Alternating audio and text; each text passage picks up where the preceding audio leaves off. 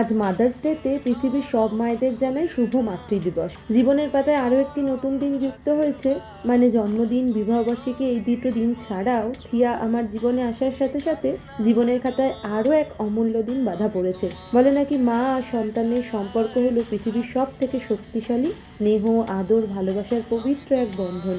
মায়ের আঁচলের স্পর্শে ছোট্ট শিশুটা পায় এক অভূতপূর্ব আবেগ, যা তাকে বাকি জীবনটা খুব সুন্দর করে বেড়ে তুলতেও সাহায্য করে।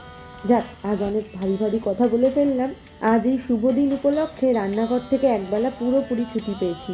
আজ তাই ক্যামেরার সামনে আমি নই, ক্যামেরার পিছনে দর্শক মাত্র।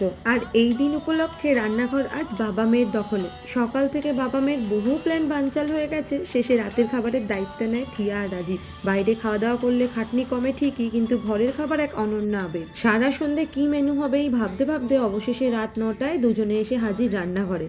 বাঙালি প্রিয় লুচি আর সাথে বাটি চচ্চড়ি করে। আজ কিন্তু কোনো সাহায্য আমার নেই। থিয়া জ্বালালেও সামলে নিয়ে সুন্দর করে হিঙের লুচি আর কড়াইশুঁটি দিয়ে তরকারি বানিয়েছিল। শুধু বানানোতেই শেষ নয়, সুন্দর করে বেড়ে থিয়া আমাকে খাইয়েও দিয়েছে। তবে যাই হোক, আলাদা করে এই দিনটা বিশেষ কিছু হয় না।